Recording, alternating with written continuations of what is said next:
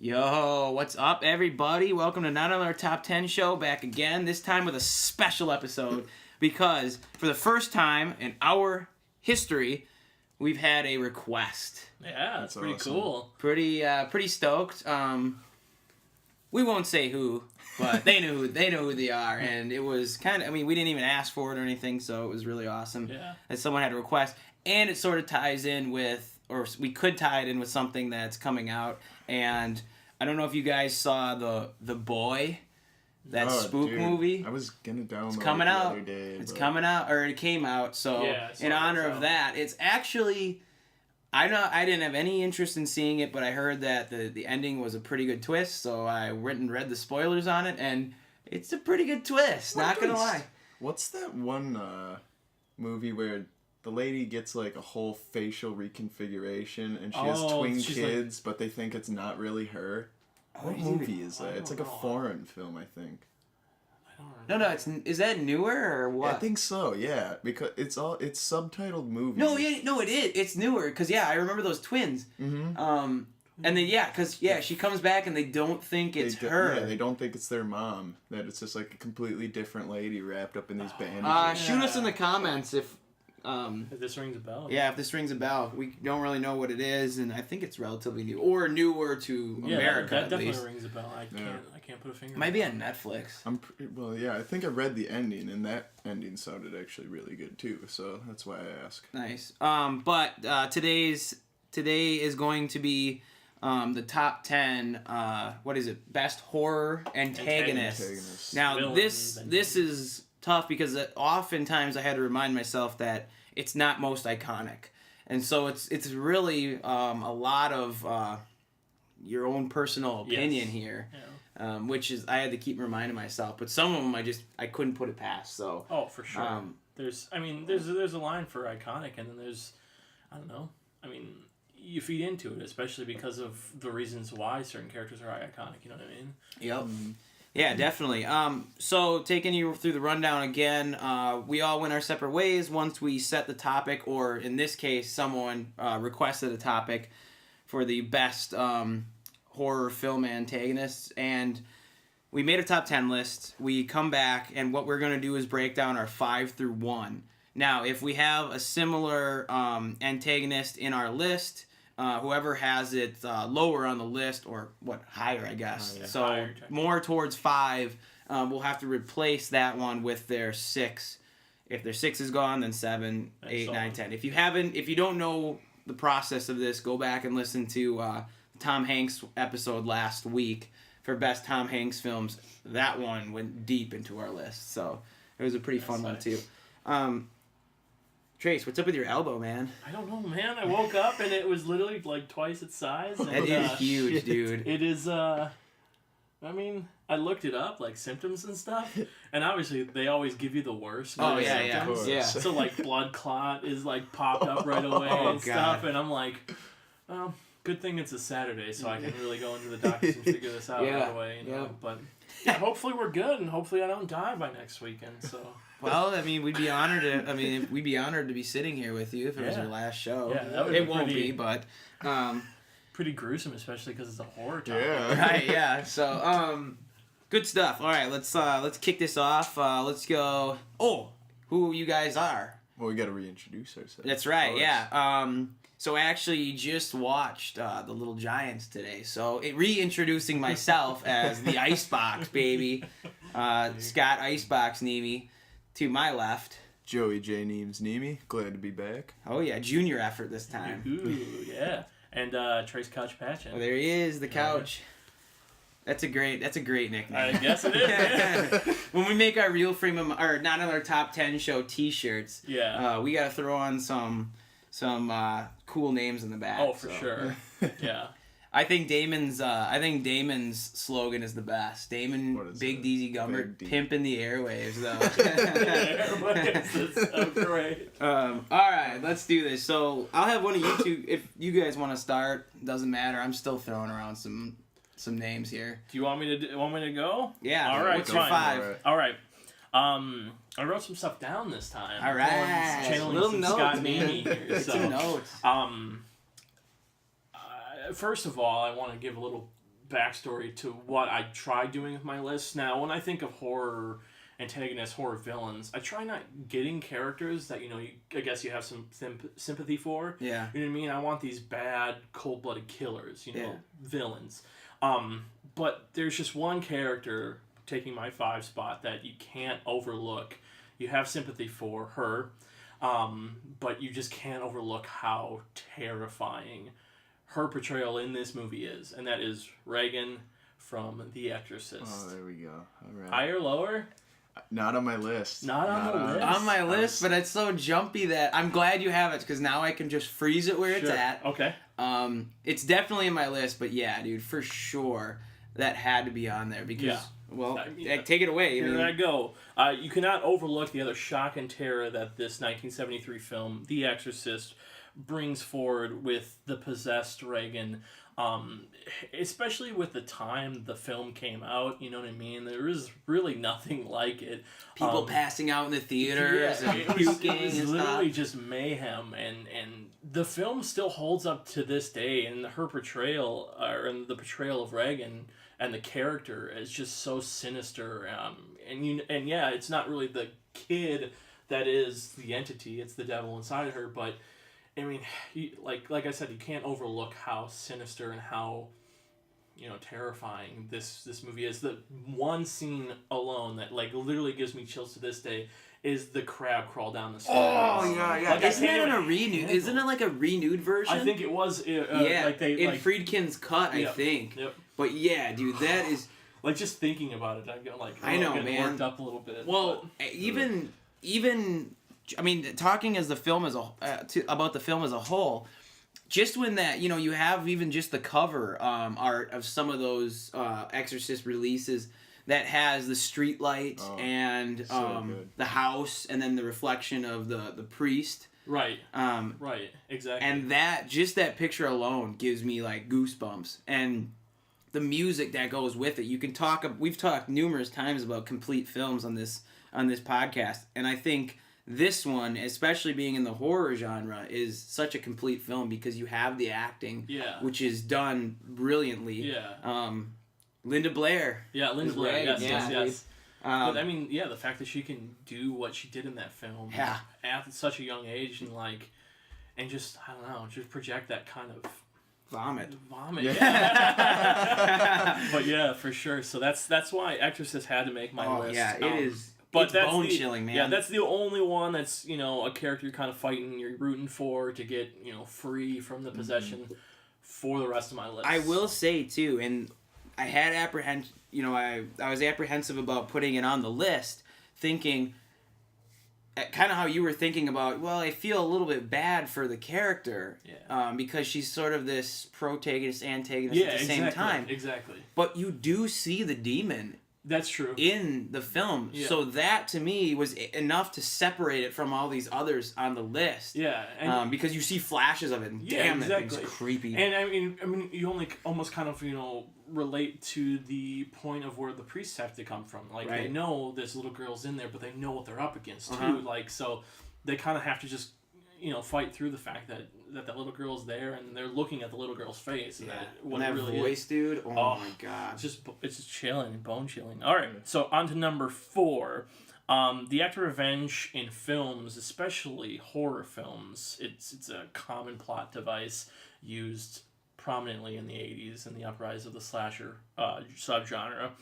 But I don't think any of them came close to what Jason Voorhees does in Friday the 13th. Higher? Lower? He's lower on mine. He's lower on mine, too. Okay. So, I'm good then? Oh, yeah, you're good. Yeah. I know, and I'm a big fan of the first 3 films in the Friday the 13th series, and I know he was not even the antagonist in the first movie, but he, his iconic level, be it as it will, his machete, hockey mask, that didn't even show up until the 3rd film. Just the character overall and the story of his revenge in the slasher genre, I think it's just something that is well done And I mean, to an extent, obviously, we get some bad Friday the 13th movies down the line, but that happens to all of Jason X. Jason X. Oh, he goes all the way to space. Baby. Yeah. But just, I mean, growing up, Jason Voorhees was always... Definitely. I mean, my number one spot is a similar character, but we'll get to that then. Ooh, foreshadowing. Yes, I like it. Yes. But like I said, this guy, Jason Voorhees, has been terrorizing Camp Crystal Lake for almost over 30 years now. And I think he deserves a spot on my list because of... I mean, he has the iconic baggage with him, but I think at least his outings in the second and third film warrant him on my list. So I can almost tolerate.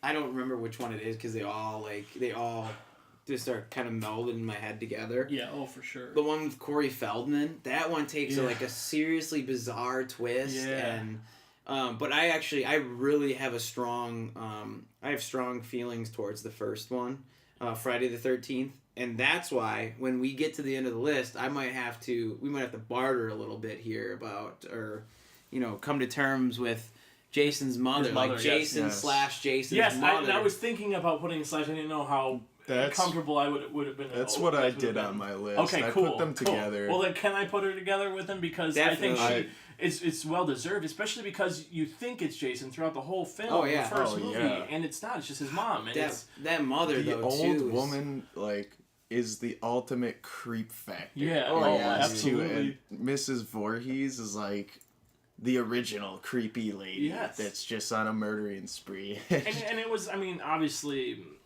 the rest of the franchise fell into the same tropes as most slasher films of that genre, of the 80s. But, I mean, they at least took a different turn with that first film because it wasn't, it wasn't typical for those kind of films to do stuff like that, and I thought it was well done. I really do like it. I thought a decent twist, like we were talking about the boy, I think is...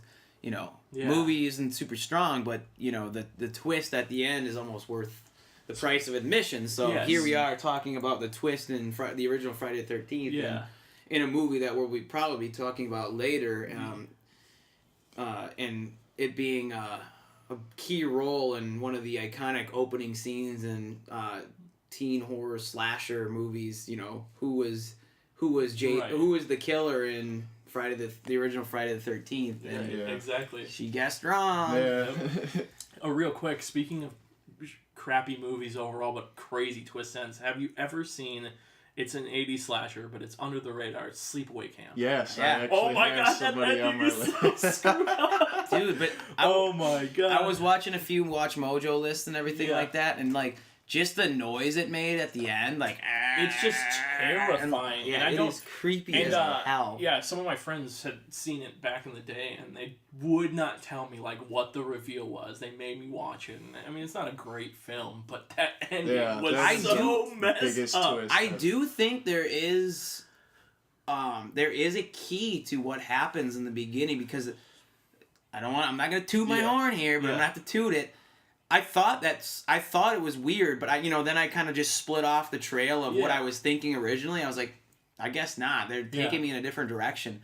And then the twist at the end, you're like, oh. But if you remember in the beginning when the boat goes over, there's something floating in the water where it's like, hold on, that doesn't make sense. And I'll tell you off because I think it'd be fun to save it for people who haven't seen. For sure, that's something you need to see to in the fact that it ends with a freeze frame of that. Yeah. Oh my god, and that face. And, even Mother. I don't know if you ever saw Mother's Day. No. Oh yes, I have seen Mother's Day. Yeah. And it's Queenie jumps out of the bushes at the end when you hear about this. You've seen the original one or the newer one? I think I've seen both. But you remember the demented mother was saying that her crazy sister's out there in the woods. Yeah. And you hear about it all throughout, little breadcrumbs about Queenie throughout the movie, and then at the end when you're like, oh, they finally made it out of there. There she is, jumping out of the bushes, freeze frame style. And it's for the longest time I would not watch that. I couldn't do it. I was I'm like this. And it's coming. Yeah, and it's just it's great. It's horrifying, but that's what these movies do for you. Oh, absolutely. So 5 and 4, none have been replaced. You want me to go or you to go? Oh, let's keep the clockwise here. All right. So my number 5, going kind of back towards what we said about The Exorcist and Reagan and that demon. I have a character an antagonist on this list that also is a protagonist, and that's Carrie. Oh yes, okay, great. Mainly because of this list is so our opinion and stuff that scarred me from such a young age. Sissy Spacek is such a creepy ass face. Yeah. She scares the crap out of me, and the way she walks in that movie is terrifying.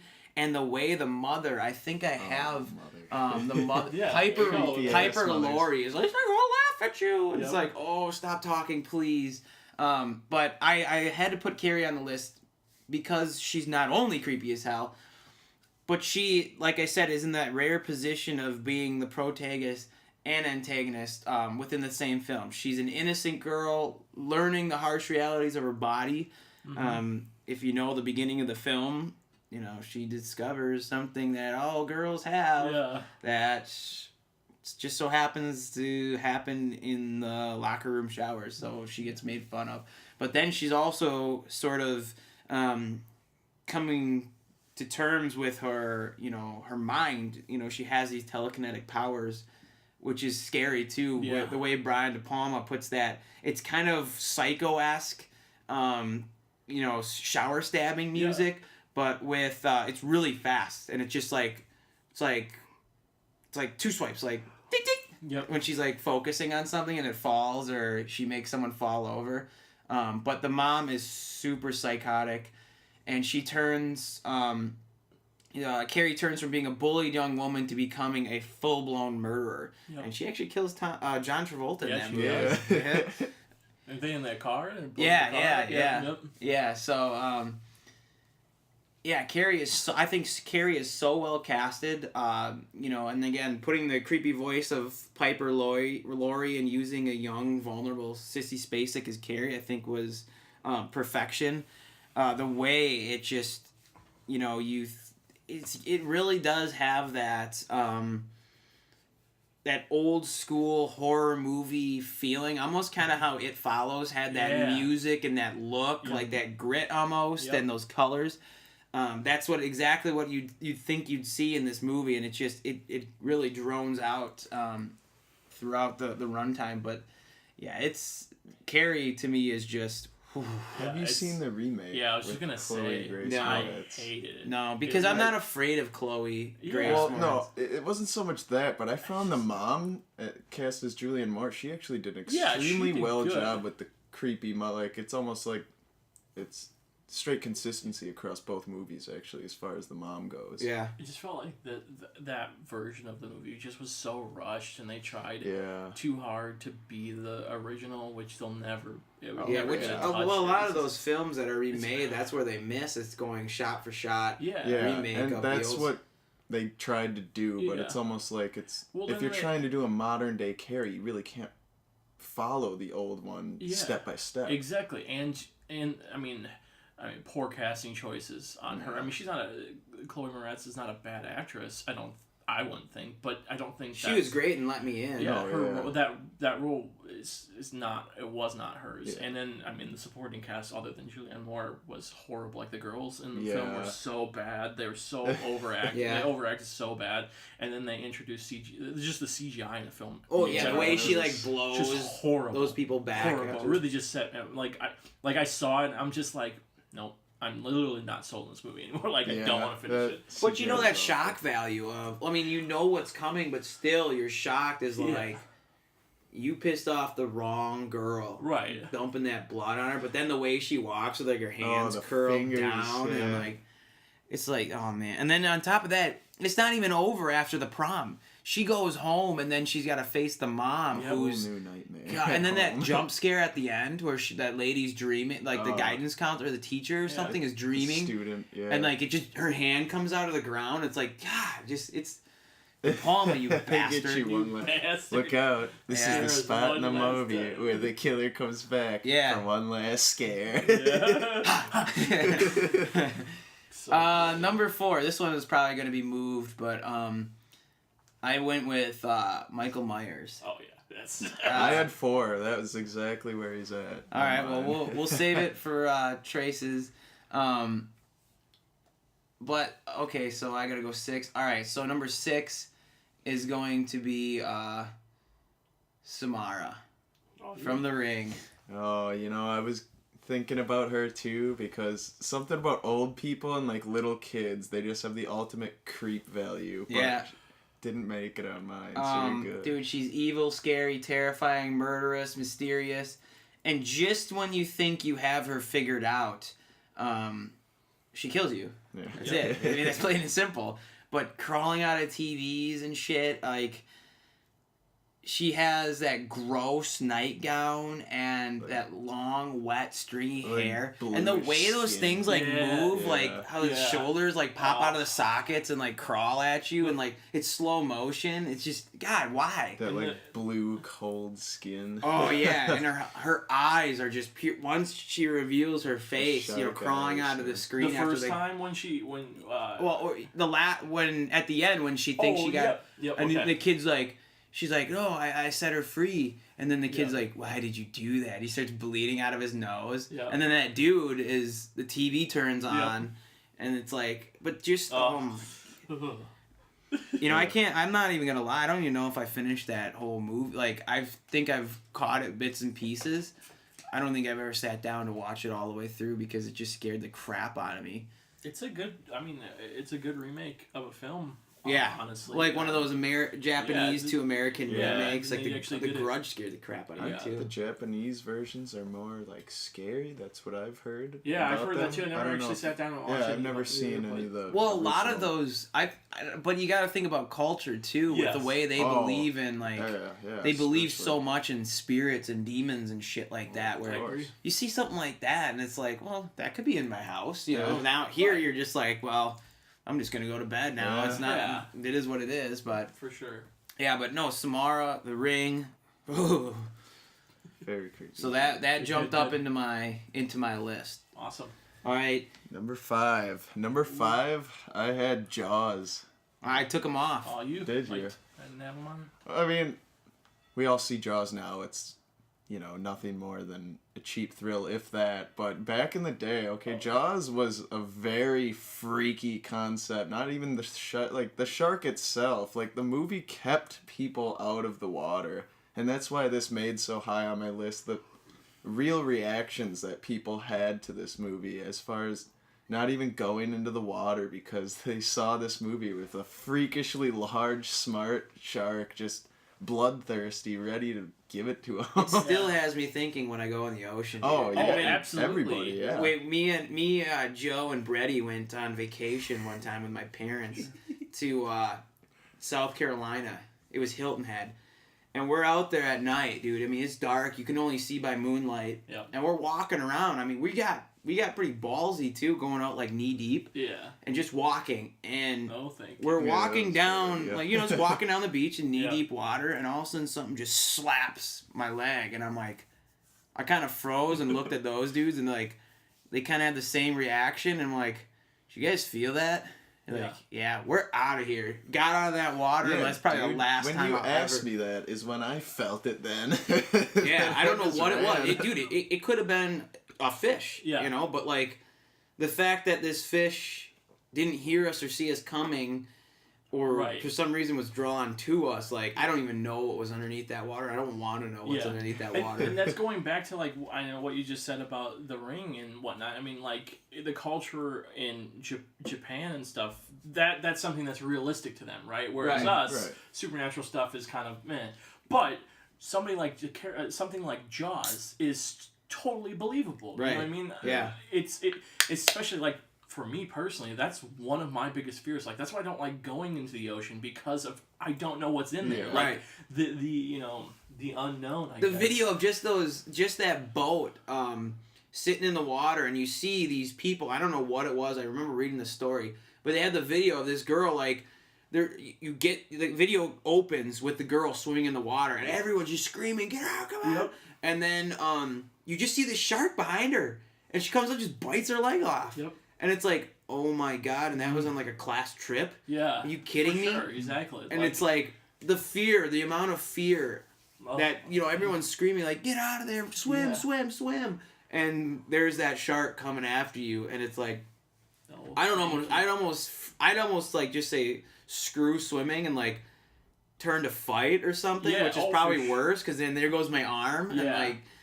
Oh, for sure, but it's just like I don't know, like it just gives me the heebie-jeebies more than anything else could. Like it's scary shit. And I'm not like a big scare when it comes to horror films, but something like that you can I mean, you can like sit back and think about it realistically. You know what I mean? Like that's what gets me, and I'm like, no, thank you, no water for me. Yeah, the I mean, well, not realisticness, but I mean the familiarity with it really is probably the best part of that movie as far as the scare is. People can totally relate to that, and people do fear that.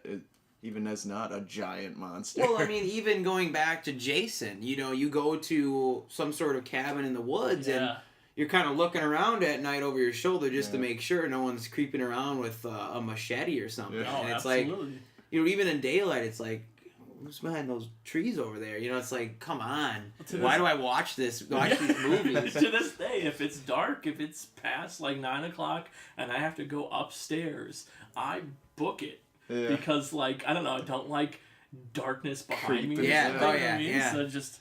Well, especially when you think about it, and then like that wave of terror comes over you, and then it's like, get your ass moving, because it's like coming from behind. But I get what you're saying. Oh, yeah. Jaws, excellent movie. Really had a huge impact. Still has an impact. Still had nods to it. But, I mean, how about even just saying, like, what a lucky SOB that a guy like Steven Spielberg is. Because if it was up to him, they would have had that shark in however 100 more shots. Yeah. And it would have just killed the vibe of it. Oh, absolutely. But because of, like, the movie gods are like, no, you got to be great. So we're going to make this shark make you a living hell, Yes.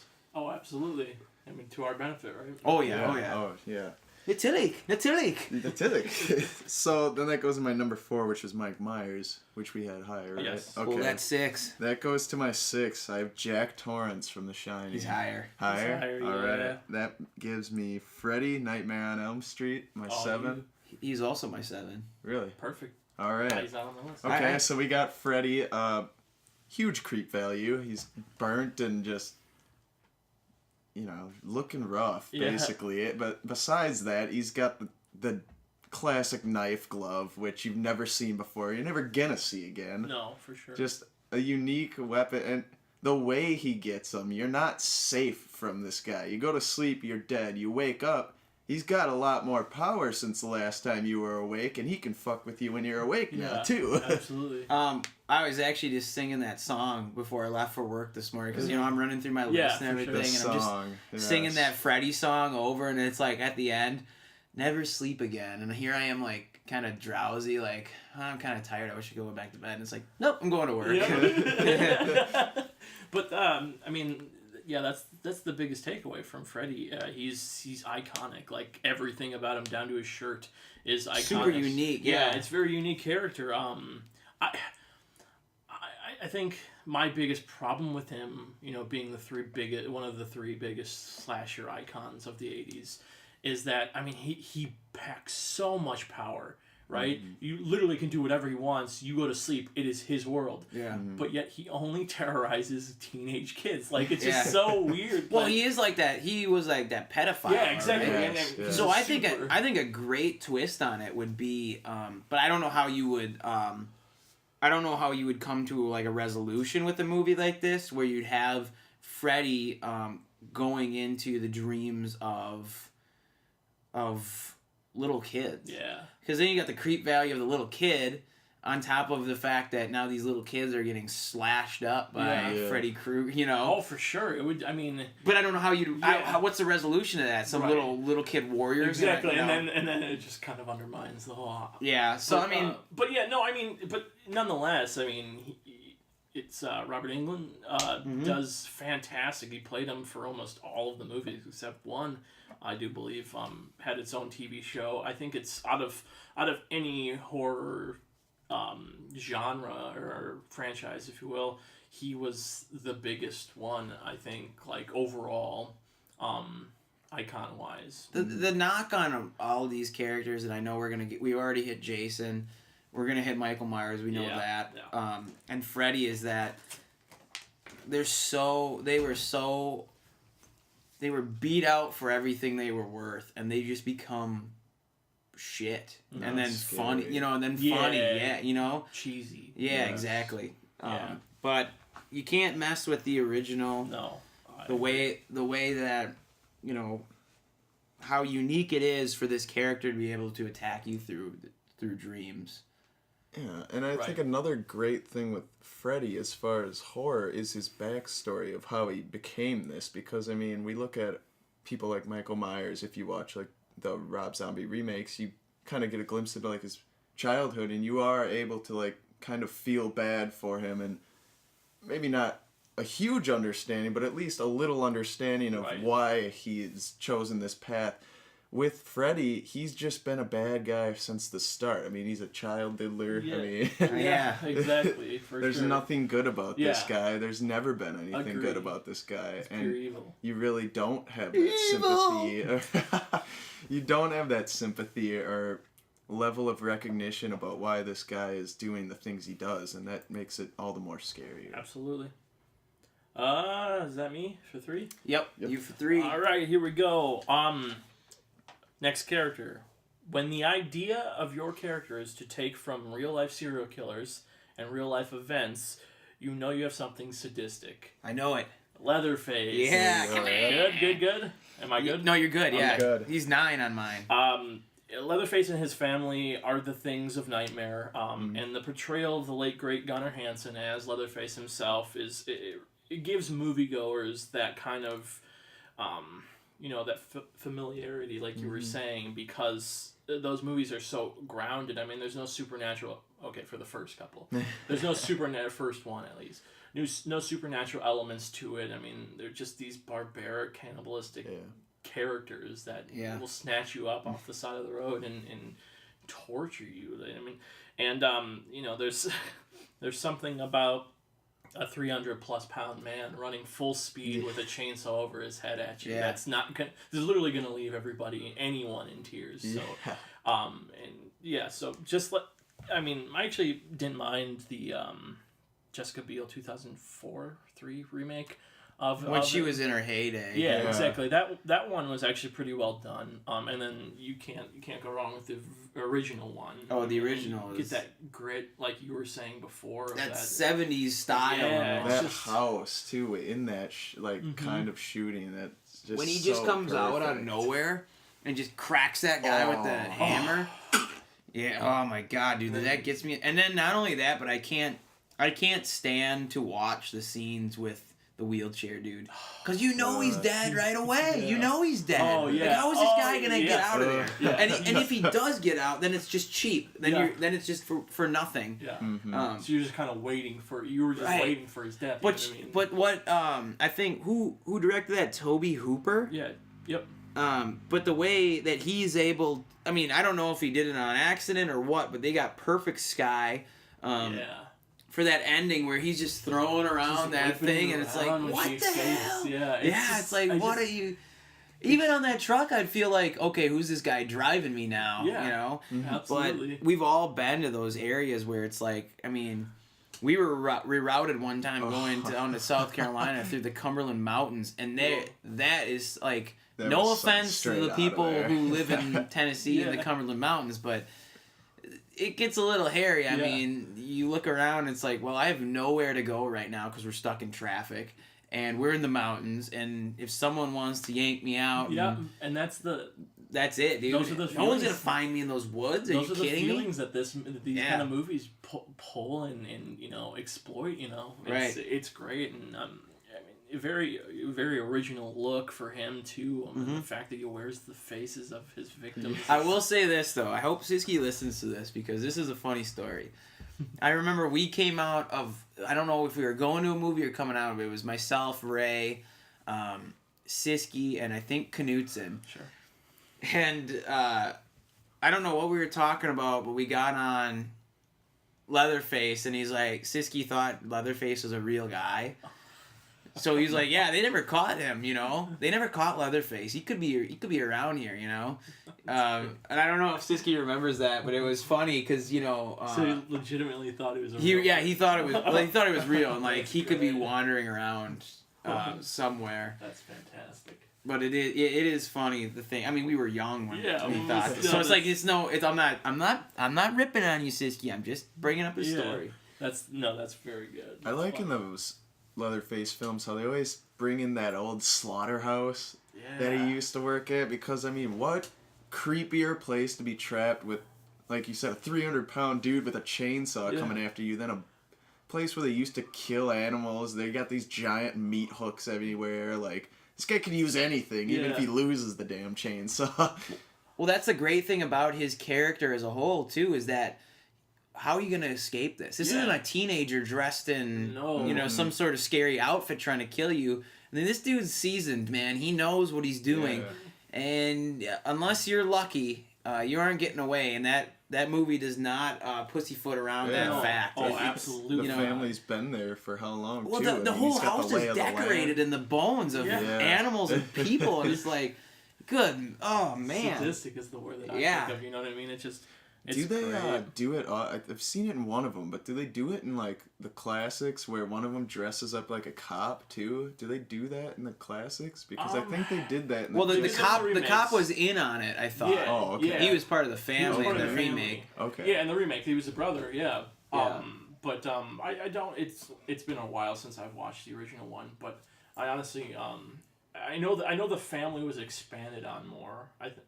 If I recall, other than the brother aspect of the cop. Yeah. But yeah, no. I mean, just the whole family, crazy redneck family, serial killing cannibals. Yeah. It's great. Number 2, what is more terrifying than an intelligent alien life form that can literally take control of any and all living creatures? Honestly, not much. The Thing. Yeah. All right.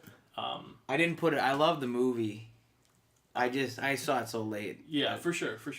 The Thing, and specifically the reimagined remake, if you will, by John Carpenter, and the creation of the creature by Rob Bottin, and his incredible special effects team. It's one of those movies that holds up to this day. Like, I just watched it a couple days ago, and it's still terrifying.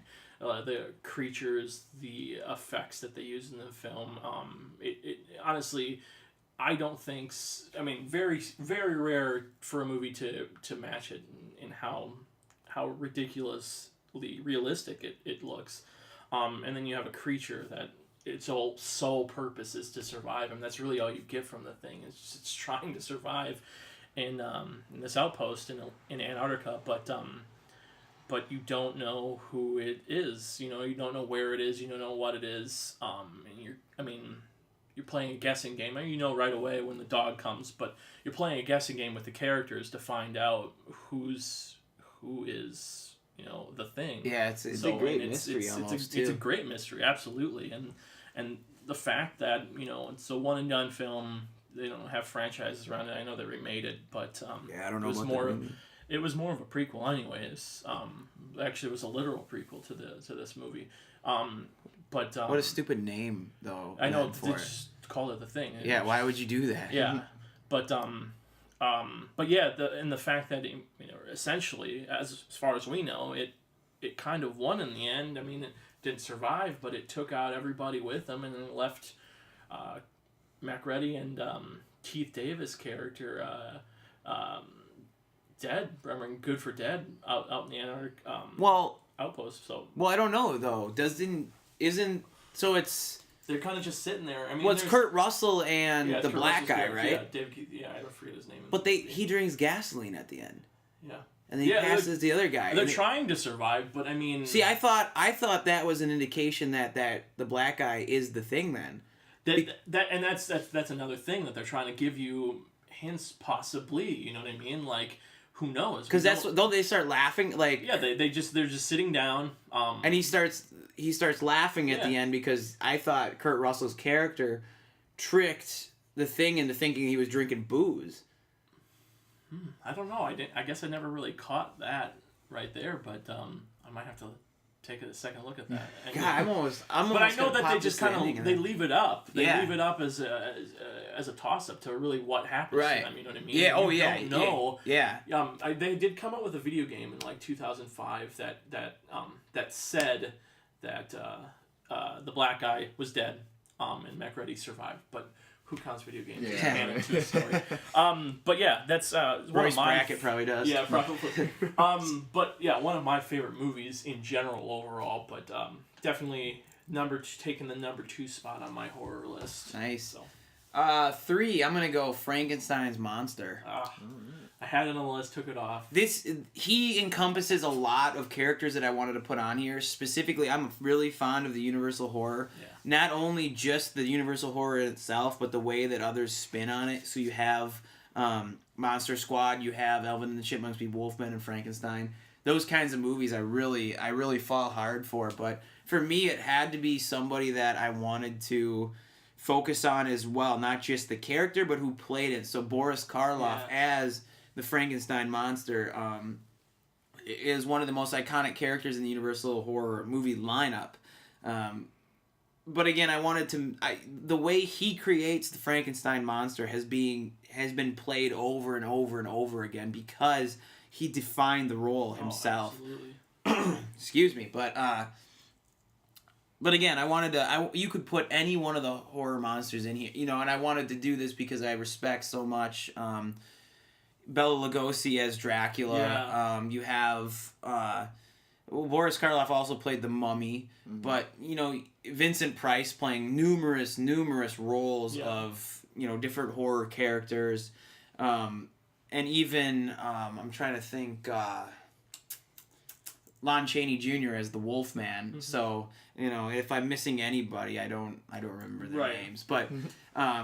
Even Creature from the Black Lagoon, all of these characters, but Frankenstein's monster I think sticks out. It's not my favorite film, but when you think of movies as they're still making movies about Frankenstein, and you can argue Wolfman as well. Yeah, But what's more iconic than Frankenstein's monster, honestly? Like Dracula is definitely an iconic character, but like physically looking at Boris's portrayal of the character and what they did with it, it's like it's bar none. That's Frankenstein's monster. You know it for sure. Right, and I just think it's so cool because it dives into such so many different themes about is it truly the monster, or is it Dr. Frankenstein that's the monster? But you have such great spin-offs of the Frankenstein monster, even in like Young Frankenstein when it takes more of a comedic role. Right. It's still Frankenstein's monster to me is something that's I think is one of the best. Again, you kind of say antagonist, is he? But when people think Frankenstein's monster, the monster is actually Frankenstein. So exactly. So I figured it was okay to use Frankenstein's monster I think at 3. It's a legitimate pick for sure. Valid. Who had Jack Torrance? That was me. Where was he on yours? He was my number 6, but I think I was replacing him for my number 4, which is Mike Myers. He was my number 7. Okay, so I'm gonna put Jack Torrance at 2. Well, he was already there, but Jack is a recovering alcoholic. And I think one of the creepy aspects of his character is that he shows us very little as far as personality and backstory. Mm-hmm. What you hear about him is in passing by, or you overhear stuff on the telephone about his drinking and his abusiveness, or just these different things, and you slowly build up. This guy's you always have that extra eye on him because he kind of sticks out as somebody who doesn't rub you the right way. Yeah, disgruntled. Yeah. But all of those characteristics lend themselves towards a super a very eerie role that Jack Nicholson gives us. You know, again, what does he really... He doesn't say much, which is really creepy in a sense because when we watch movies, how do you get inside someone's mind? Right. You see them, their body language, but also their dialogue mainly, and that's the easiest way to get into their heads, but you don't really hear him speak much. Right. And when you do, he's kind of speaking BS, and then, you know, next thing... he literally loses his mind, and then it kicks in gear, a roller coaster that takes us basically to hell and back because he's talking with ghosts. He tries to make love with a rotting corpse, and you know, he scorns his wife and tries to kill his kid and his wife as well.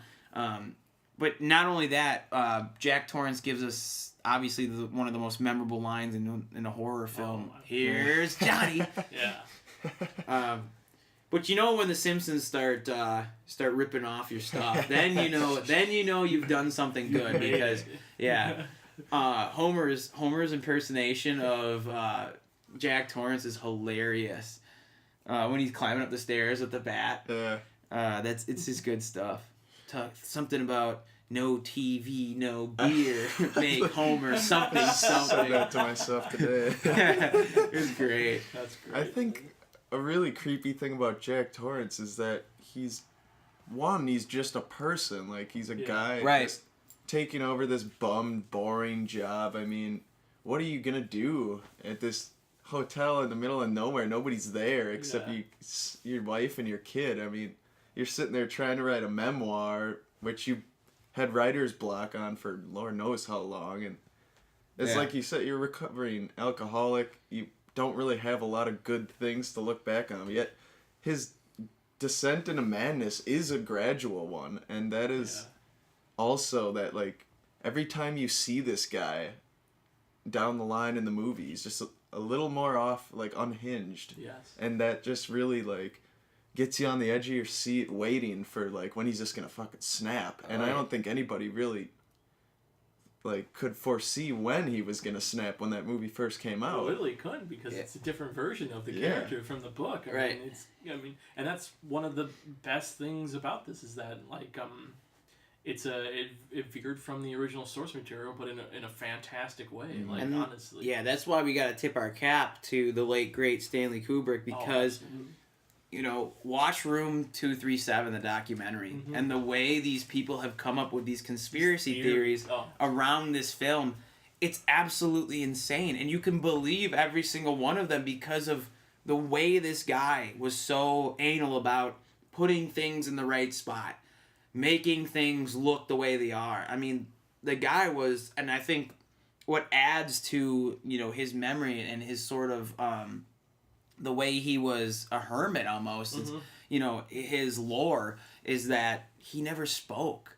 He never spoke about anything. And so that's why it makes Jack Torrance such a more creepy person and a creepy antagonist, because, you know, he's starting to drink alcohol that isn't there. The caretaker or the people at the hotel say it's gone. There's no alcohol there. He's getting served drinks now. But when he's... You know, the layers that Jack Nicholson puts to that role, when one of the creepiest parts to me is when he's sitting on the bed and he brings the kid over and he's like, you know, I wouldn't hurt you, right?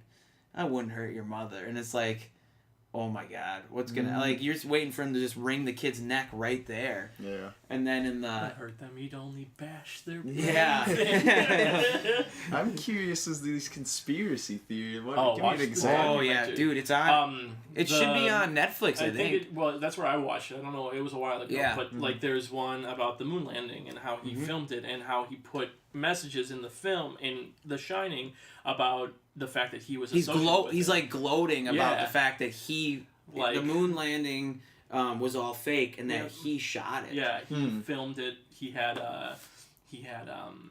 Danny wear the Apollo 11 shirt. Yeah. He had the carpet patterns from a shot, like just a really pointless shot of just us seeing the carpet. It's identical to the setup of like the landing areas of where the Apollo ships left. Really? The number change of the room from what it was in the book to what he put in the movie was also supposed to be some form of reference. It's the distance from Earth to the moon. Huh. Yeah. So it's crazy stuff. Well, there's also the Native American one that they say that it was built. The hotel was built on the Indian burial ground, and that the elevator of blood is basically a metaphor for the whites killing off of the Native Americans. And then you have shots of the canned good stuff behind Holleran. He's black, and then there's the Indian behind him, and then there's something to do with that shot. But yeah, it goes back to like pictures in the way background about they had like some sort of like Visit Colorado poster, and it's like, what would that have to do with anything? And then next thing you know, they're zooming in this documentary talking about it, and it's it's so bizarre. The whole documentary, you don't see any of the people talking. It's just shots from the movie. It's so good though. That they examine. What is this called again? Room 237. Room 237. And if I'm getting the room number wrong, it's whatever the room number that Halloran tells Danny not to go into. Yeah, it's 237. I'm pretty confident it is. Okay. But dude, you check it gotta out. watch it. It's a trip. Yeah, actually, you should probably tell your buddies why. They probably get into that. Yeah. All those conspiracy theorists. That's kind of strictly with me. All right, well, that's my 2, Jack Torrance. My number 3 was the Ghostface Killer from the Scream series. Who numbers 1? No, it's not. It's not my. You had it higher? 6. I have it higher. Okay, so I'm gonna have to go to my. Well, we already had the Voorhees. Brings me to my 9, which is holy crap, Norman Bates and Mrs. Bates. I put them together. The Bateses. She's not even alive though. She's dead. Well, I mean, she has a creep value here. Okay, she lives on. But she doesn't do anything. Well, she's not she's not an antagonist. She really lives on through Norman though. I mean, if you think about it, there's that one scene where he's in the police station just talking to himself in that room. I think they're watching him, but from like behind a two-way or something. And he's just giving it that weird dead stare, just carrying on a conversation with himself. And I don't recall if he changes the tone of his voice when he's like his mother per se, but yeah, he does. Well, like when he thinks he's being like attacked, he's like yelling like kinda that. I don't know. I mean, you really have. I mean, it's already this really messed up guy. I mean, I didn't put it down there because I thought it was a thriller, but I definitely had it on my list and had to take it off. So honorable mention for sure. For sure. I mean, you have this creep. I mean, Norman Bates is just, you look at him and he's just withdrawn. He's, just kind of your classic creep, and like he's sitting there looking at people through the people motel. And stuff. Yeah. And I mean, you have the classic shower scene with that score. I have a T-shirt with it on there. Where he's really just.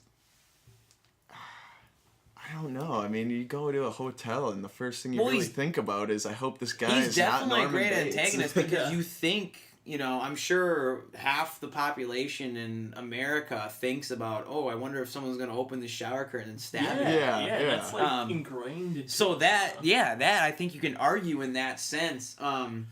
Because you can't just say it's a suspense film just because Hitchcock's tag was the master of suspense.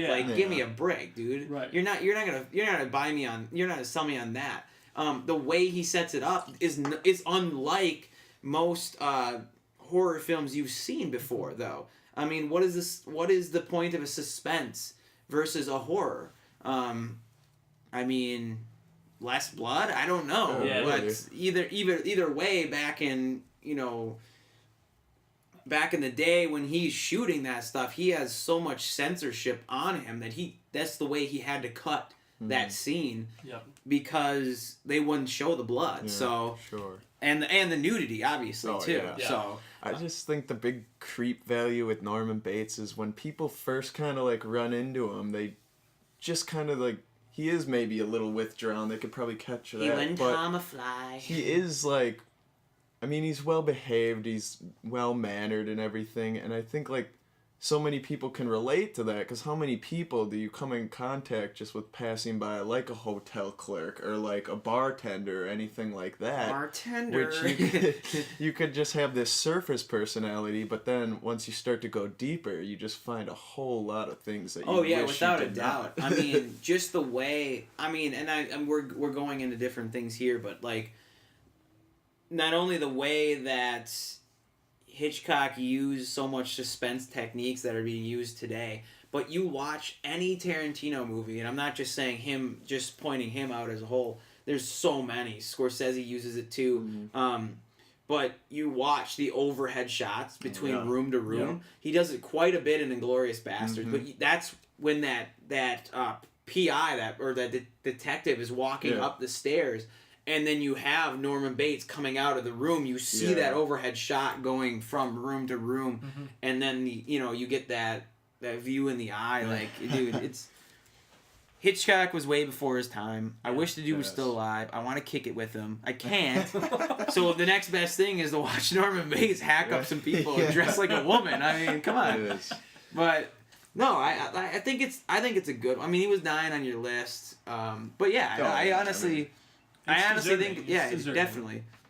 That leads me to number 2, and I think a lot of people can really have this guy ranked up. Hold on. I'm going to stop high. you right here. I hope to God I hope you have who I'm thinking, or else I'm going to be really disappointed. You probably do. I mean, not only is it just obviously super creepy because it's from Stephen King, the master of creepiness, but you have an icon that a lot of people are afraid of, and that is a clown. My number 2 is Pennywise. Oh, man, come on. It. You're telling me Chucky didn't make your list? Dude, Chucky didn't make my list because... Chucky's on my list. I just couldn't... He's at... Chucky didn't make my list because after the first one, he really becomes more of like a... He's at 8. A comedy kind of thing. Yeah, no, come on. Seed of Chucky and Bride of Chucky, yes. But that new one, that new release that was direct-to-video, watch it. You can beat that. It was good. Yeah, I mean... I didn't see that one. It had some, like, it's classic. It brought back the freakiness to Chucky, really. And almost a new look. I think they revamped him in sort of this badass killer,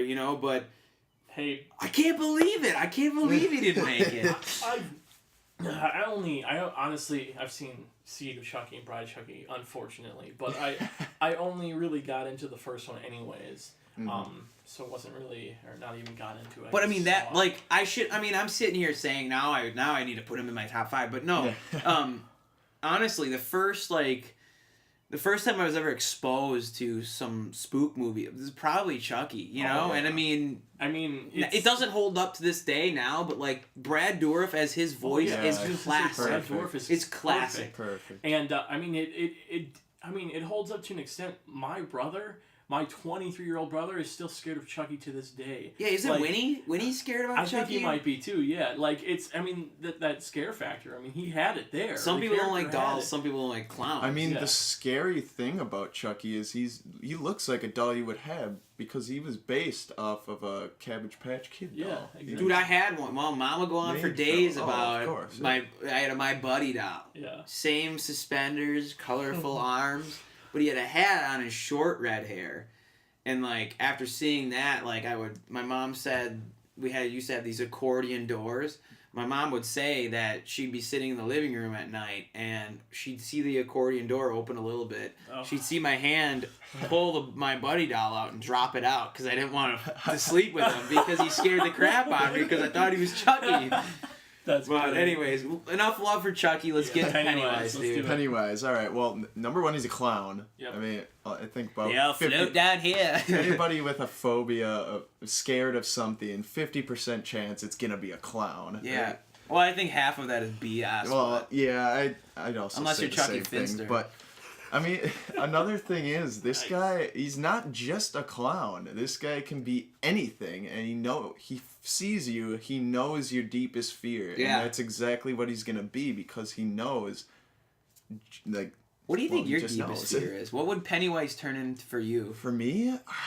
It's really hard to say just because I'm such a badass. I'm really not afraid of anything. So I guess Pennywise would turn into nothing and problem would be solved. But, okay. I mean, also this guy, he starts when you're young and it's easy to scare the shit out of you. No, it is, yeah. He doesn't end there, though. He keeps going throughout your childhood, and then he'll disappear for, 40 years or something. Then he kills the uncle from My Girl.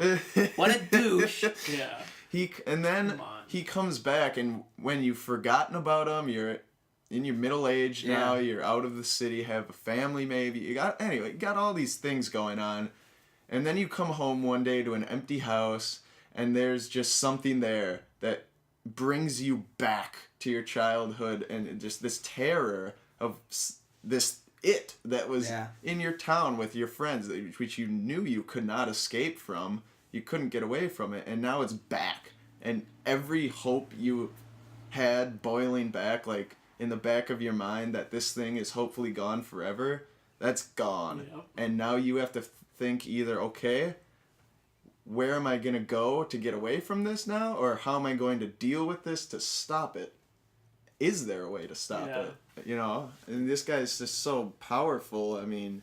I think what I really enjoy about not just the film It, but Pennywise, is that he lets them feel comfortable as a group, ultimately probably to his demise, but he lets them feel comfortable in the group, and then when you're alone, that's when he gets you. Because honestly, we can sit here all day and sit here and laugh about killer clowns and killer dolls and people crawling out of TVs, and we're laughing, having a good time. Yeah. But tonight, we're going to be watching those TVs, we're going to be looking around our shoulders, because once it gets dark out, which it's about to get dark, we'll be watching over our shoulders tonight. But it's just, that's the way he gets you, you know?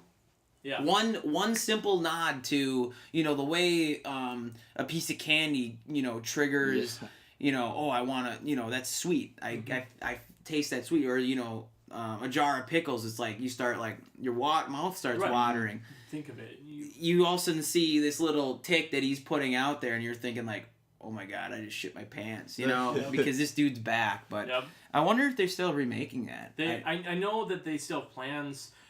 The original director Chosen dropped out. I forget how to pronounce his name. It's the guy that did True Crimes, True Detective. That's him. Carrie, I forgot his last name. But yeah, he dropped out. So I think they're just working on another director. But it's gonna be one of those things. It's a hard role to fill. Tim Curry. Oh my God! Thank you for pulling that up. Yeah. I mean, and that's like.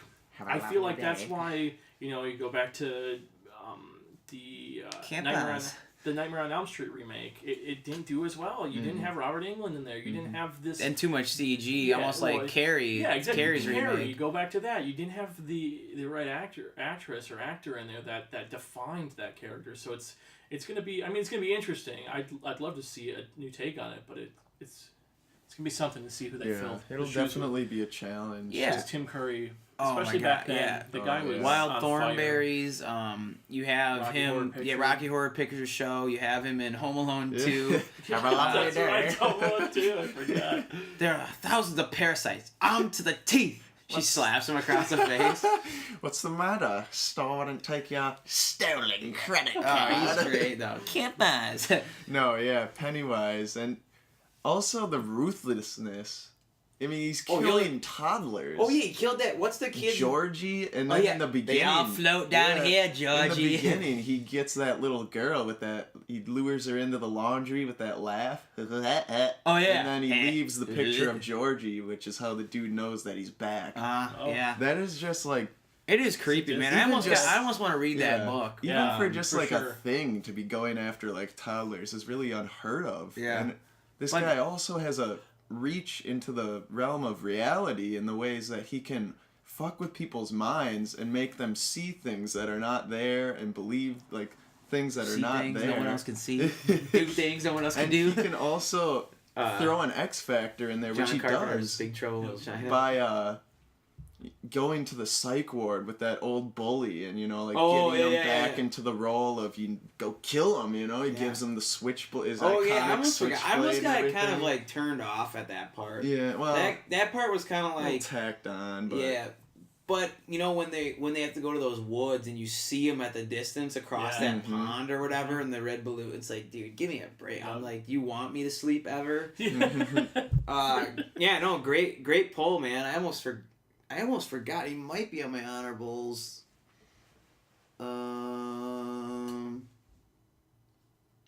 I was thinking about him. I definitely was. The scariest scene the scene that got me the most is when the girl goes back to her house when she's older. And the boarded up one? She looks at the name and it's like it's her name and it's like a decrepit old building, but then she looks back or whatever and it's a new name and an old lady comes answering the door and being all nice and friendly invites her in, and then like down the line when she's visiting, all of a sudden her voice changes and it's her dad's, and then exactly what's happening. Yeah. She just starts decomposing and running after her through the house with that dad's voice. That was creepy as hell. Yeah, it is. All right. Number 1, baby. Here we go. All right. Obviously I was the one that made us push him off. But my number 1 is Michael Myers. The faceless man that led to the birth of the 80s slasher genre. He's menacing, utterly terrifying, and he does it all wearing a William Shatner mask. True that. From that iconic face to the even more iconic music that accompanies him as he stalks the young souls of Haddonfield, Illinois. Director John Carpenter gave us literally the personification of the boogeyman. Whether you shoot him 6 times or cut his damn head off, Myers will eventually get you, and that is why he is my number 1. Michael Myers is he's faceless, but not at the same time. The one scene specifically from the first movie, and it was an accident scene, but the one scene that gets me and it just really kind of hits home is that when Laurie and him are fighting on top of the staircase, and she pulls his mask off for a split second. Oh yeah. And you see his face, and you see that he's just a guy. He's a normal guy, but I guess it's just really the mystery that they build around it, because they don't ever really, until the remakes, give you much of his backstory. They don't give you much of what Michael needs or wants, other than the house is important to him. But that moment, you just you see his face, but and I know it was an accident. It wasn't meant to happen that way. But you see the face of this man under the mask, and it's almost more blank than the mask he's wearing. I mean, it doesn't have any personality. It doesn't have anything there, and then it's just he's the boogeyman, as they call Dude, him. I literally have it at number 4. Michael Myers - this guy is the bogeyman. Yeah. That's it. That's all I have. That's all I wrote, dude. And obviously I grew up with him, so he's on your arm, man. He's permanently put on me, so the guy. And not the messed up arm either. Thank God. Yeah, I know. So if I lose this one, I still have my awesome Michael Myers tattoo. But yeah, I'll keep it short and sweet. I mean, there's not a whole lot to say. I think if you're comparing the iconic slasher characters from horror, it's, in my opinion, he has to reign supreme. He's the one that paved the way. I mean, especially what Carpenter did with that movie, and what so simple. It's simple and it's effective. Because no matter what you do, he's going to catch up to you. He's walking the whole time. He's in no rush, because he knows he's gonna get you. Yeah, that intimidation value is through the roof with Michael Myers. Yeah. You got that creepy mask with the weird flowing hair. Yeah. He rocks that jumpsuit, which who the hell knows where he gets that. Yeah. And then the butcher knife. Yep. You have to love that butcher knife because it's fucking huge. Yeah. I've never seen a butcher knife quite as big as Michael Myers.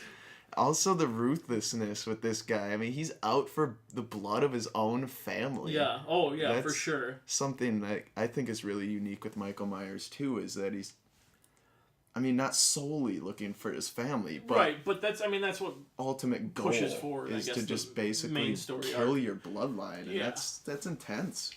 Yeah. Honestly, obviously he has crappy movies. Have you guys ever seen Halloween 3?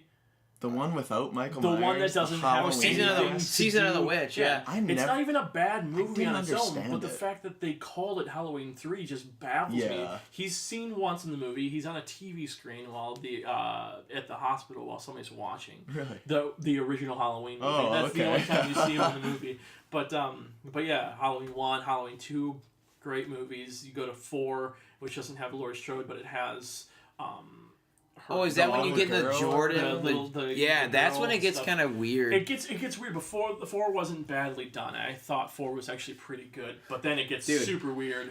Joey can attest to this. There's one guy in one of the maybe the Michael Myers Revenge of Michael Myers or something where. It's when she can. I think when she can tell when he's gonna kill. Yep. There is a guy in there that is a doppelganger of one of my sister's ex-boyfriends. It is insanely funny, dude. Yeah, and it's funny because he's tapping the sheriff's daughter and tapping the girl that looks out for. Michael Myers' niece. Yeah, okay. You know what I'm talking about? The guy with the bushy eyebrows? Yeah, it's him, dude. That guy was in Dazed and Confused as well. Oh, yeah. Are you kidding me? Yeah. Dude, and the original Buffy the Vampire Slayer. Yeah, definitely, dude. Yeah, that's him. That guy, that's great. Okay, she dated a guy who looks exactly like him, man. That's number 4, yeah. That's great. Yeah. Oh, and, I mean, not to mention, Halloween 6 gave us the film debut of Paul Rudd, so... Oh, yeah, God. Oh, my God, Paul Rudd. I remember Damon once saying, that I'm poking funny at Damon. I love you, man. Yeah. He was saying that when Paul Rudd was cast for Ant-Man, Damon's like, oh, this is going to be great if he can fill it out muscularly. And I was like, well, what about him filling it out, from comedic to seriously, trying to do the serious role? But it turned out because they did a comedy kind of thing. Yeah, so for sure. I was just laughing at that. I thought that was funny. Love you, Damon. Pimping the airwaves. So that was your 1? That's my 1. All right, number 1. Ghostface Killer. Right. Dude, I wonder. This is my ultimate, man. This shit's gonna hang up in my room, man. But, I mean, it's the satire that fills the plot and dialogue of Scream that helps create the most memorable and favorite killer in horror, in my opinion. Wes Craven comes back again, revamping and making fun of all the tropes that you get with, this teen slasher. Not only that, but the dialogue by Kevin Williamson is unforgettable. Yeah, it's fantastic. I'm going to never, ever say, you'll be right back, because you won't. I'm going to get another beer. You want one? Yeah, no. Sure. I'll be right back. Oh, it's so good, because he's talking to the killer, dude. Oh, man, it's so iconic. When you think of 90s, you think of Scream, dude. Absolutely. Scream dominated the 90s. It was something along, I actually saw Scream 2 before I saw the original Scream. And then it blew my mind. I was afraid of Scream 2, and then I went back to Scream 1, and, I absolutely adore that movie. It is almost to the point where I can just pop that in on any time and just watch it, because I absolutely love the opening sequence, which we hinted at before, when Drew Barrymore, who's in there for all of, 10 minutes, and, all you have to do is answer this question right, and it's, how witty, because so many people in, a split second would say, oh, Jason Voorhees, Friday the 13th. No, you're wrong. It's the mom that got the kids in the first one, and it's just it sets off this incredible story of, this slasher, and then his motive and everything, and then him quoting Norman Bates too. Yeah. We all go a little mad. Yeah, but then they even go back to Carrie, food coloring. Oh yeah, used in Carrie. Corn syrup. Corn syrup. They used in Carrie. Yep.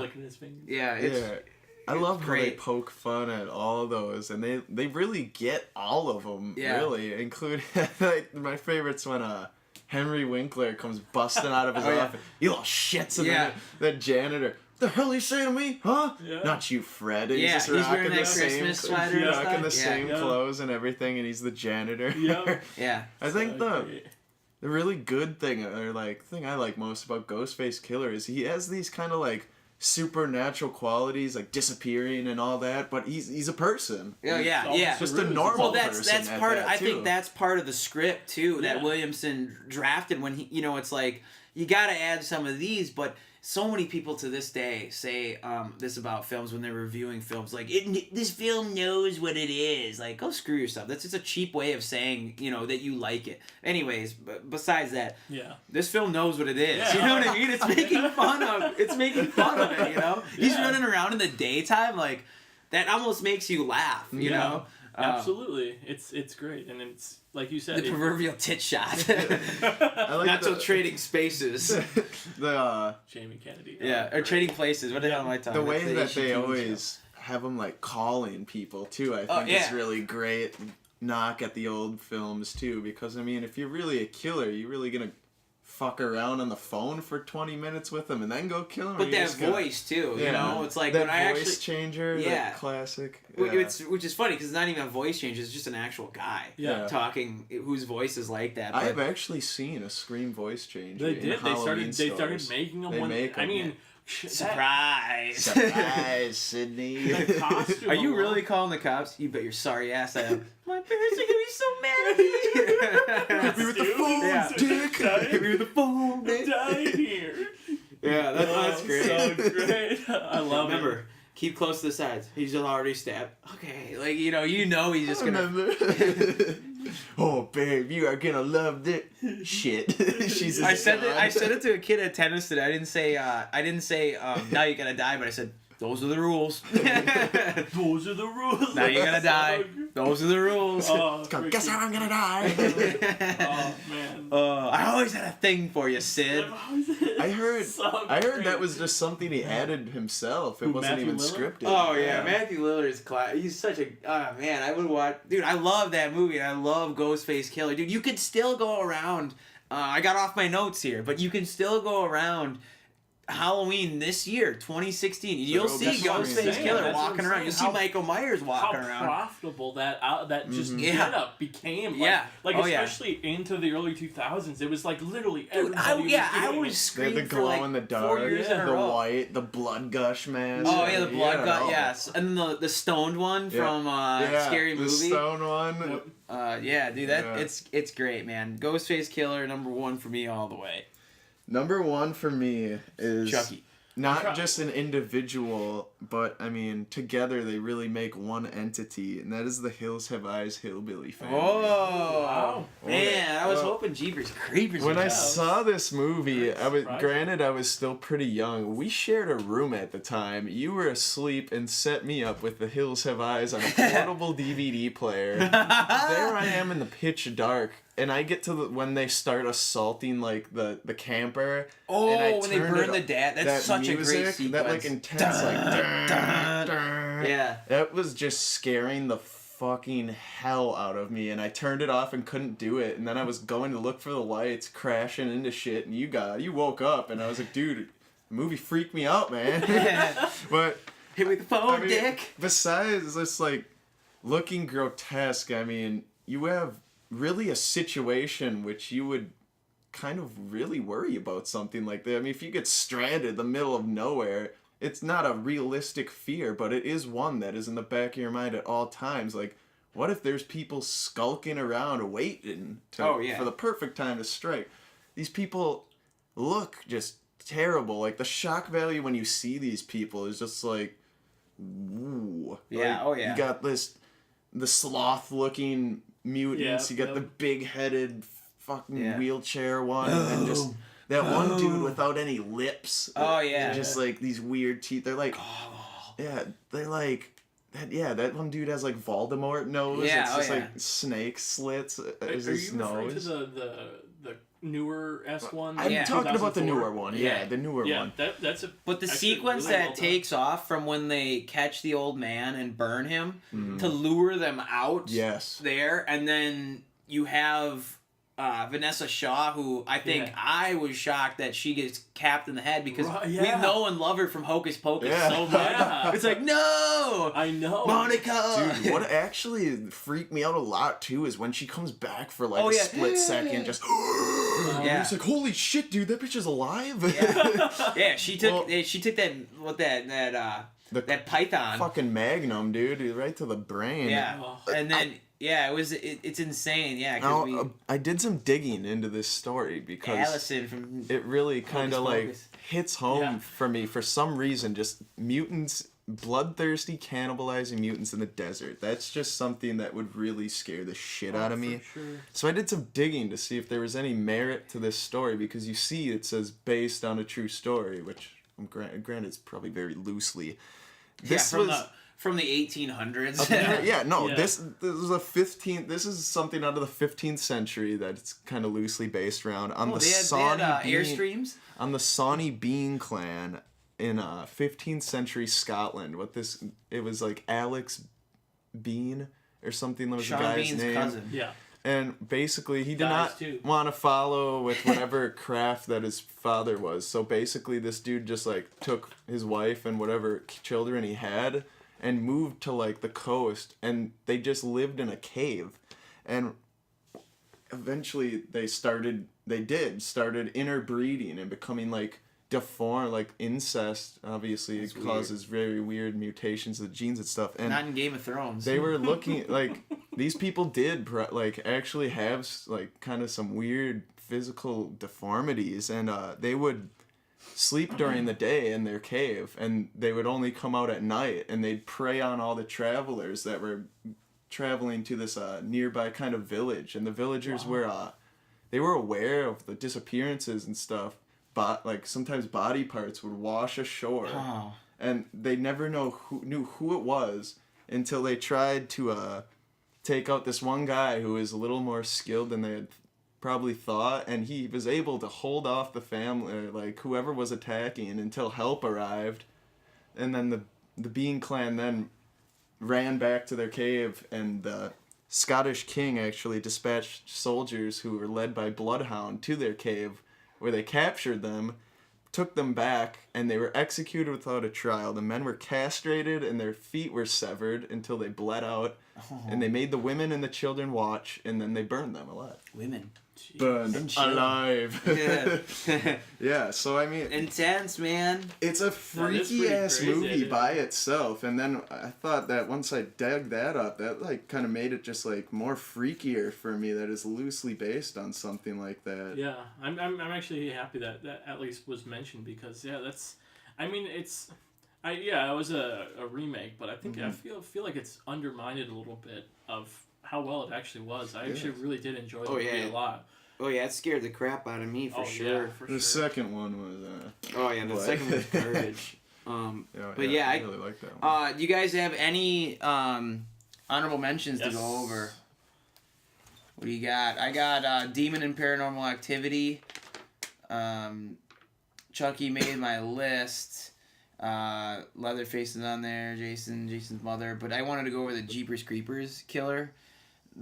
The first Jeepers Creepers to me is horrifying because it's just the brother and the sister, and the way that they're traveling in that old car on those back roads, and when they go into that church cellar or whatever and find all those bodies, dude. If you haven't seen Jeepers Creepers, go watch it. It's truly terrifying. The second one's trash, but Justin Long. That movie is creepy. I think it flutters a little bit towards the end, but in the thick of things, when your heart is racing for sure. Mm-hmm. Yeah. Trace, what do you have? Okay, I had Pinhead. Good call. Pinhead from the Hellraiser films. Okay. Leader of the Cenobites. Very, very cool. Very appealing looking character. I mean, he's got pins literally in his head. So yeah, he's one.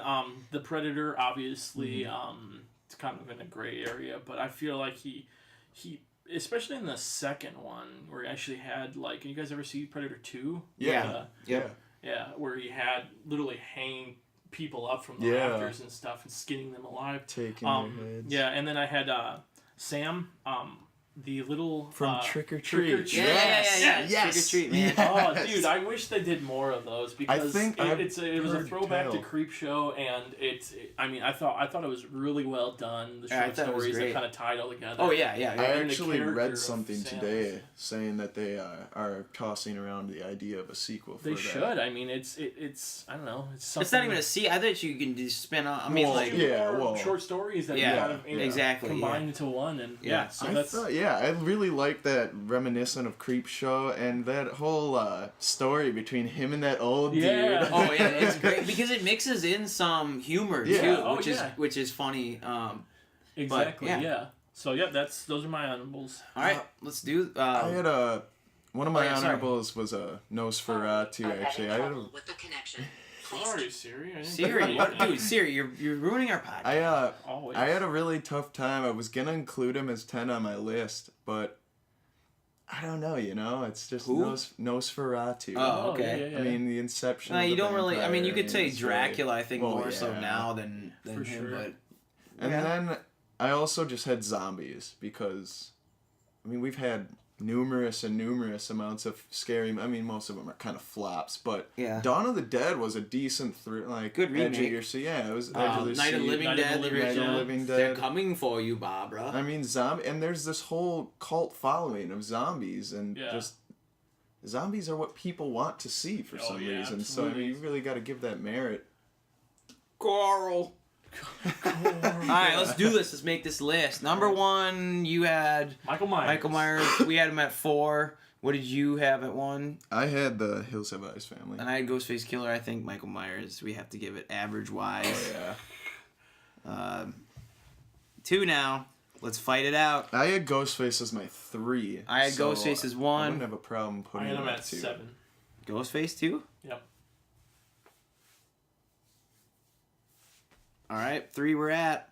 You still have your 1 that needs to be available. I didn't have it at all on my list, but we had Jack Torrance high. I also, he was on all 3 of our lists. He was my 6 as well. Is there anything else that's higher, though, other than that? I think Torrance was my 2. What else is higher on yours? I mean, did anybody else have Jaws? No. I did. I guess you can count it as an honorable mention. Well, I mean, no, I don't have anybody higher than that. All right. Except for I have nothing that would beat Jack Torrance. Let's just leave it at that. Wow, it even capitalizes Torrance. That's great. Yeah. Hello, Mrs. Torrance. 4 we're at now.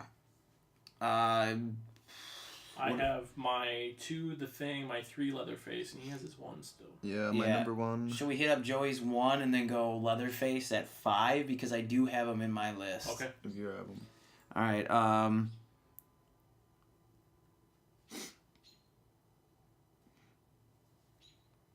5 we'll do. Leatherface. No, I wanted this 1. We're at 6 now. I have. What do you guys have left on your top 5? I have Carrie and Frankenstein's Monster. I have Thing, Jason, and Reagan. I have Pennywise and Jaws. Okay. Well, if we're going off of votes, you said. Thing, Jason, and Reagan. I think all 3 of us said Jason. You did have Jason. Jason/Jason's mother. Yes, we did decide that.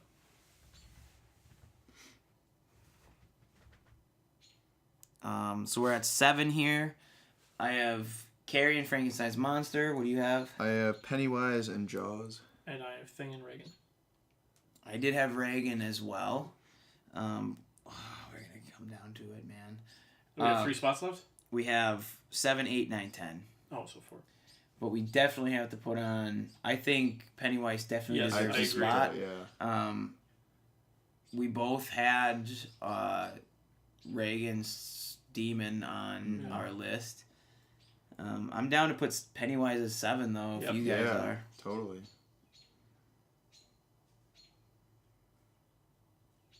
All right, we're at 8. We have 3 spots left now. I have Carrie and Frankenstein's Monster. I'm down to remove Frankenstein's Monster because I don't think of it as horror in general anymore. All right. Just so long as we all know that it was on my list at 3. Oh, certainly. But so I'm still pushing for Carrie for sure. What else on your list? Jaws. I mean, yeah, all I have is my top 5 left is Jaws. I have. Did Reagan go down? We should probably put her next. Yeah, put Reagan down next. And then I have The Thing at my number 2 spot. That is, I'll just put Reagan's Demon. Yeah. From The Exorcist. Okay, so 9 and 10. What do we have? We have Carrie, The Thing, or Jaws. What else is deeper on your list? I have The Ring, Samara jumped in there.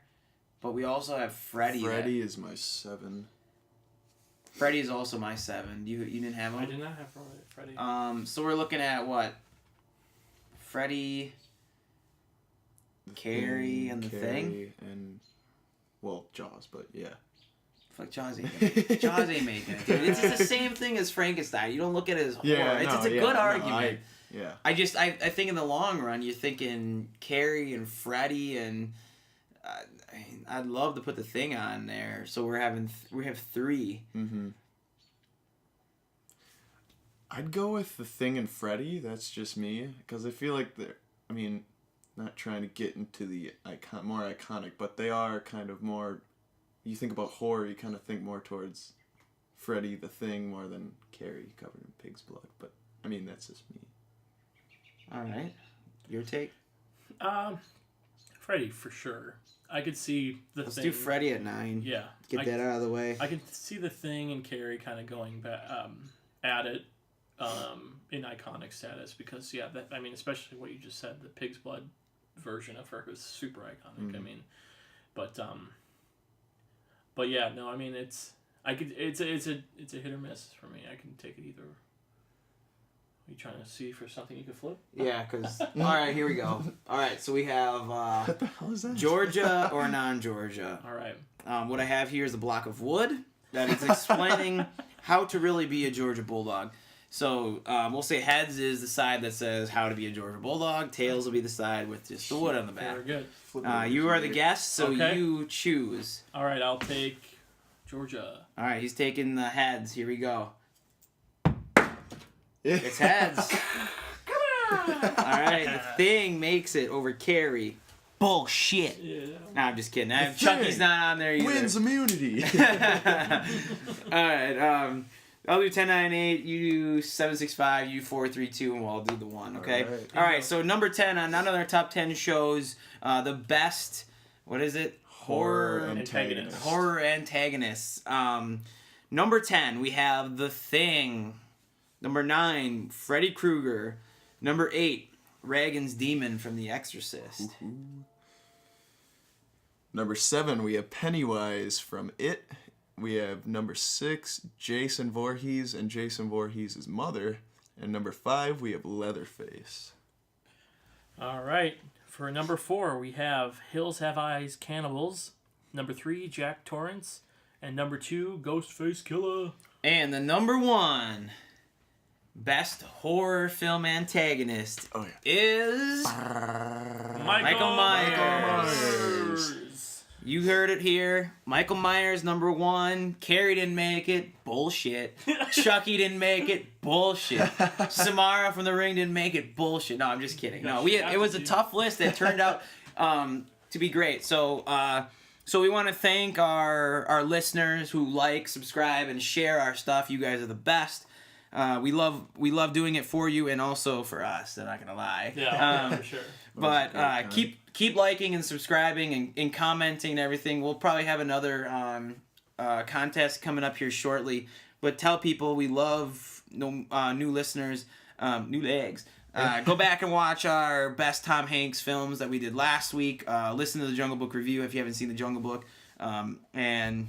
Throw some suggestions out there for another possibility. We'll throw it out. Sarah was nice enough to throw us a comment on what she wanted to hear, so this is dedicated to her. But yeah, other than that, you guys rock. And remember, anybody have something good? Stay flaming.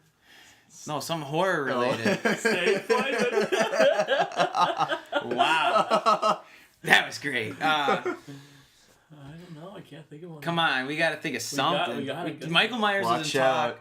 Yeah. This is the part in the movie where the supposedly dead killer comes back for one final scare. Remember it. Peace.